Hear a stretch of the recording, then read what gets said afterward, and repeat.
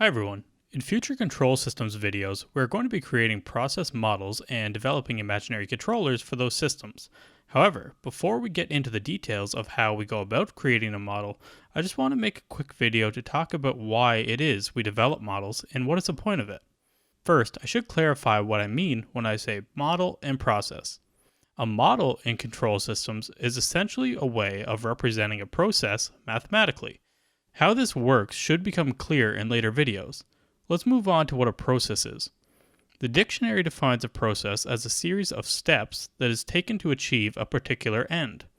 Processes are all around us. Toasting your bread for breakfast, fueling your car, the rust forming under your car, etc. To better understand everything I'm talking about in this video, let's come up with an example. Let's say you are a newly graduated engineer and were hired as a controls engineer for Company A. The project you are going to be working on is for Company B, which has contracted out its control system project to Company A.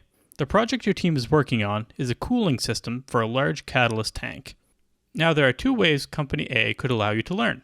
They could allow you to go directly operate on the system, however, this is unlikely, as Company A isn't going to allow a brand new engineer to work on a system that could cost them a lot of money and their working relationship with Company B. So, to allow you to learn the system, Company A may allow you to develop a process model of the project and allow you to learn off that. So, how do we do that?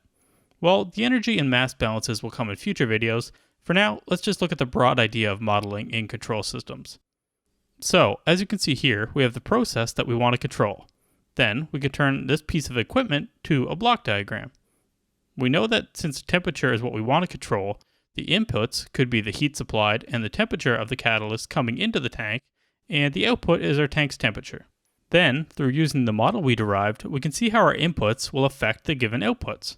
Then, once confident in our abilities, the company will allow us someday to work on the actual process. This is one of many reasons why we could need a process model. The other reasons could be, what if the project was on the other side of the world?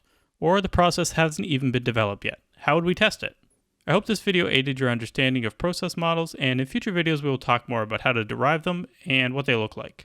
Thank you for checking out the video. If you enjoyed, please like and subscribe to support the channel. However, if you have any comments, questions, or concerns about the information I provided in this video, please leave a comment down below and I will do my best to address your concerns.